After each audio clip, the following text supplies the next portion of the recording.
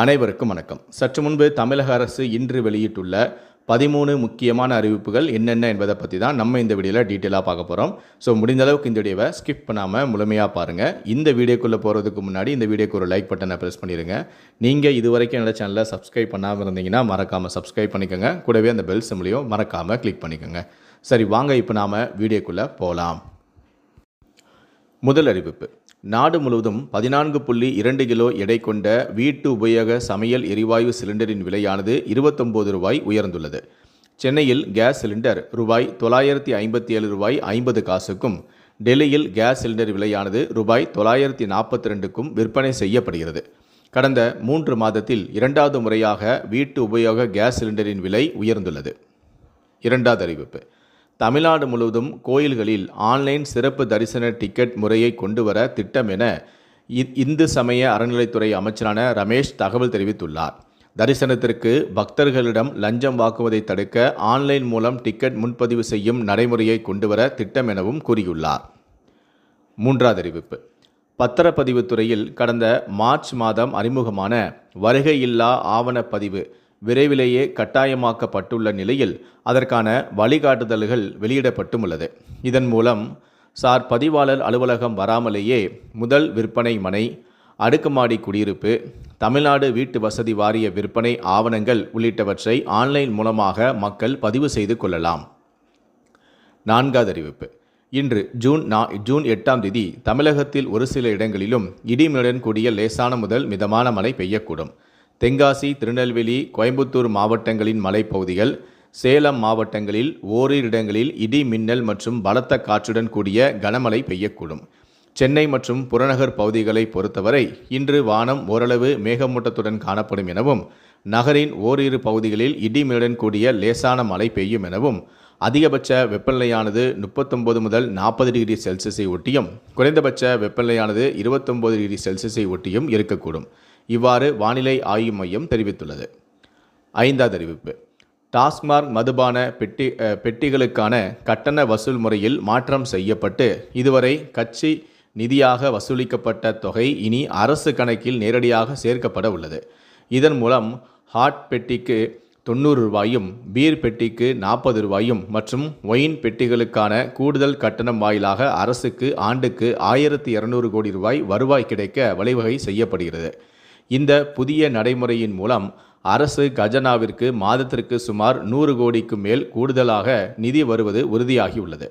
தமிழகத்தில் மாதந்தோறும் சராசரியாக 88 லட்சம் முதல் 90 லட்சம் வரையிலான மது பெட்டிகள் விற்பனை செய்யப்பட்டு வருகின்றன.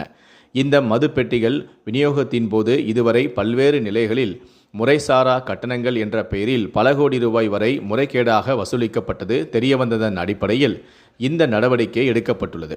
டாஸ்மாக் நிர்வாகத்தில் வெளிப்படைத்தன்மையை கொண்டு வரவும் ஊழலை ஒழிக்கவும் மதுவிலக்குத்துறை எடுத்து வரும் இந்த தொடர் நடவடிக்கைகளின் ஒரு பகுதியாகவே இந்த அதிரடியான மாற்றமும் எடுக்கப்பட்டுள்ளது. ஆறாவது அறிவிப்பு. தமிழக சட்டம் மற்றும் ஒழுங்கு டிஜிபியாக பொறுப்பேற்றுள்ள மகேஷ்குமார் அகர்வால் மாநிலத்தில் குற்றங்களை தடுக்கவும் பொதுமக்களின் பாதுகாப்பை உறுதிப்படுத்தவும் காவல்துறையினருக்கு தீவிர நடை ரோந்து பணிகளை மேற்கொள்ள உத்தரவிட்டுள்ளார். மேலும் இந்த ரோந்து பணி மூலமாக சட்டம் ஒழுங்கு தொடர்பான சிக்கல்களை துவக்கத்திலேயே எளிதாக கண்டறிந்து நடவடிக்கை எடுக்க முடியும் என்றும் டிஜிபி தன்னுடைய அறிக்கையில் குறிப்பிட்டுள்ளார். அனைத்து மக்களுக்கும் பாதுகாப்பான அமைதியான சூழல் உருவாக்கப்படும் என்றும் டிஜிபி தெரிவித்துள்ளார். ஏழாவது அறிவிப்பு. திருப்பரங்குன்றம் மலை மீது கார்த்திகையின் போது ஏற்கனவே உள்ள நடைமுறையின்படியே தீபம் ஏற்றப்படும் என அமைச்சரான நிர்மல்குமார் கூறியுள்ளார். திருப்பரங்குன்றம் விவகாரத்தில் மக்கள் அமைதியை விரும்புகின்றனர் என்றும் அமைச்சரான நிர்மல்குமார் கூறியுள்ளார். அமைதியான சூழல் தொடர வேண்டும் என்பதே மக்களின் விருப்பம் என்றும் அரசின் நிலைப்பாடும் அதுதான் என்றும் அவர் கூறியிருக்கிறார். எட்டாவது அறிவிப்பு.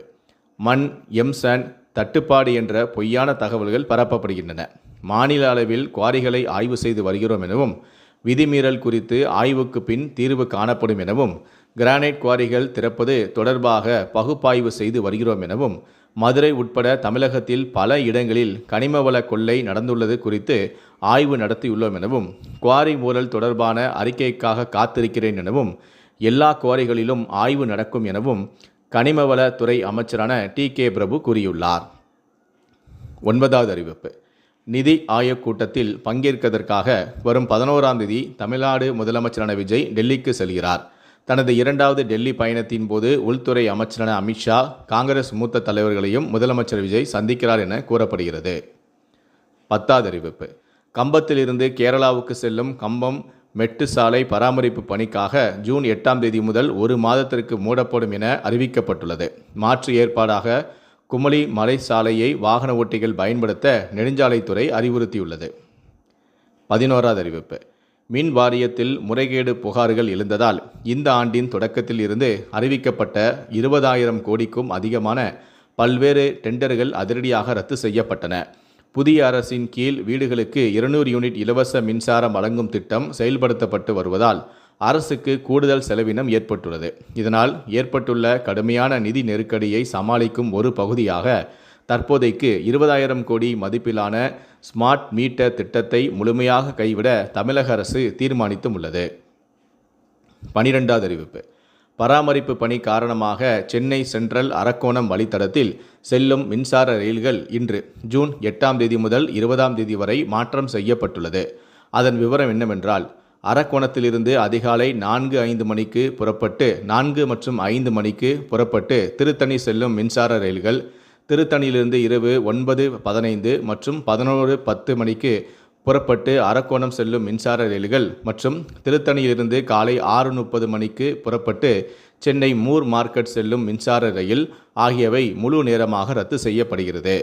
அதேபோல சென்னை கடற்கரையிலிருந்து அதிகாலை 4:05, மதியம் 2:25, மாலை 6:15 மணிக்கு புறப்பட்டு அரக்கோணம் செல்லும் மின்சார ரயில்கள், ஆவடியிலிருந்து காலை 6:20 மணிக்கு புறப்பட்டு அரக்கோணம் செல்லும் மின்சாரம் ரயிலில் மற்றும் சென்னை மூர் மார்க்கெட்டில் இருந்து காலை 6:30, 9:10, 10:30, 11, மதியம் 12:40, 1:25, 3:45, மாலை 4:45, 5:15, 5:45, 6:05, 6:40, இரவு 7:30, 8:20, 9:10, 10, 10:55 மணிக்கு புறப்பட்டு அரக்கோணம் செல்லும் மின்சார ரயில்கள் ஆகியவை திருவலாங்காடு அரக்கோணம் இடையே பகுதி நேரமாக ரத்து செய்யப்படுகிறது. அரக்கோணத்திலிருந்து அதிகாலை 3:45, 4:25, 5:25, காலை 6:40, 8:15, 8:55, 11:15, மதியம் 2:25, 3:40, மாலை 4:50, 6, இரவு 7, 7:25, 8:25, 8:50, 9:45 மணிக்கு புறப்பட்டு சென்னை மூர் மார்க்கெட் செல்லும் மின்சார ரயில்களும் அரக்கோணத்திலிருந்து காலை 6:20, 6:50, 7:35, மாலை 4:15 மணிக்கு புறப்பட்டு சென்னை கடற்கரை செல்லும் மின்சார ரயில்களும் அரக்கோணம் திருவலாங்காடு இடையே பகுதி நேரமாக ரத்து செய்யப்படுகிறது. திருத்தணியிலிருந்து மதியம் 12:35 மணிக்கு புறப்பட்டு சென்னை மூர் மார்க்கெட் செல்லும் மின்சார ரயில் திருத்தணி திருவலாங்காடு இடையே பகுதி நேரமாக ரத்து செய்யப்படுகிறது. இவ்வாறு அதில் கூறப்பட்டும் உள்ளது. 13வது அறிவிப்பு. தமிழக சட்டப்பேரவை வரும் ஜூன் 18ஆம் தேதி வியாழக்கிழமை கூடும் என்று சபாநாயகரான ஜே.சி.டி. பிரபாகர் அறிவித்துள்ளார். புதிய அரசின் முதல் சட்டப்பேரவை கூட்டம் ஆளுநரான அல்ரேக்கர் உரையுடன் துவங்கும் என்றும் அறிவிக்கப்பட்டுள்ளது. மேலும் சட்டமன்ற நிகழ்வுகள் அனைத்துமே முழுமையாக நேரலை செய்யப்படும் என்றும் சபாநாயகரான ஜே.சி.டி. பிரபாகர் தெரிவித்துள்ளார். இந்த கூட்டம் 3 நாட்கள் நடைபெற வாய்ப்புள்ளது என்றும் அலுவல் ஆய்வு கூட்டத்திற்கு பிறகு மற்ற விவரங்கள் வெளியிடப்படும் என்றும் அதிமுக விவகாரம் தொடர்பாக உரிய நேரத்தில் முடிவெடுக்கப்படும் என்றும் கூறியுள்ளார். இந்த 13 அறிவிப்புகளை பற்றிய உங்களுடைய கருத்துக்கள் என்ன அப்படிங்கிறத கீழே இருக்கக்கூடிய கமெண்ட் செக்ஷனில் மறக்காமல் சொல்லுங்கள். முடிந்த அளவுக்கு இந்த வீடியோவை மற்றவங்களுக்கும் ஷேர் பண்ணுங்கள். மேலும் இது போன்ற பல வீடியோக்களை நீங்கள் பார்க்கணும் அப்படின்னு நினச்சிங்கன்னா மறக்காமல் இந்த சேனலை சப்ஸ்கிரைப் பண்ணுங்கள். கூடவே அந்த பெல் சிம்பளையும் மறக்காமல் கிளிக் பண்ணுங்கள். நன்றி, வணக்கம்.